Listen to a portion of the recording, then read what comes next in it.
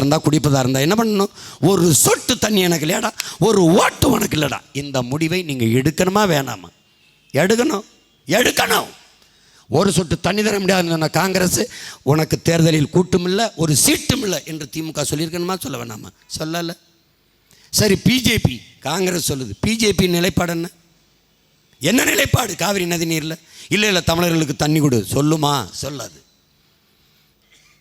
அறிவார்ந்து சிந்திச்சு பாருங்க. காங்கிரஸ் பிஜேபி இந்திய கட்சியா மாநில கட்சியா? கர்நாடகா என்று வரும்போது அது அந்த மாநில கட்சி பிஜேபியும் காங்கிரஸும். திமுக இந்திய நாடாளுமன்ற தேர்தல் என்று வருகிற போது இந்திய கட்சி. இப்போ பாருங்க, ஐயா ஸ்டாலின் இந்தியாவை காப்பாற்ற ஸ்டாலின் அழைக்கிறேன். எதுக்கு இந்தியாவை இங்கே யாரு காப்பாற்றுறது? இப்போ இந்தியாவுக்கு போயிட்டார். இந்தியாவை காப்பாற்ற ஸ்டாலின் அழைக்கிறேன். அலைங்க வாரம் வந்துக்கிட்டு இருக்கோம். போங்கயா போங்க. எதுக்கு இந்தியா? ஏன்னா பாகிஸ்தானுக்கு இந்தியாவுக்கும் சண்டையா? இல்லை சீனாவுக்கும் இந்தியாவுக்கும் போகிறா? காப்பாற்ற போறியே? இந்தியாவை காப்பாற்றணும். கர்மம் உங்ககிட்ட இருந்து காப்பாற்றணும்.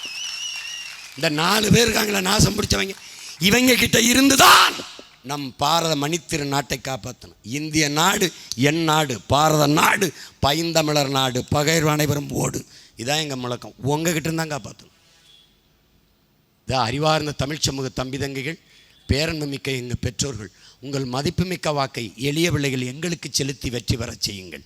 எங்களின் வெற்றி சீமானின் வெற்றி, அவ தங்கை அமுதினி வெற்றி, ஜெகதீஷ் சந்தர் வெற்றி அல்ல, நாம் பிறந்த பெருமைமிக்க தமிழர் என்கிற பேரினத்தின் வெற்றி.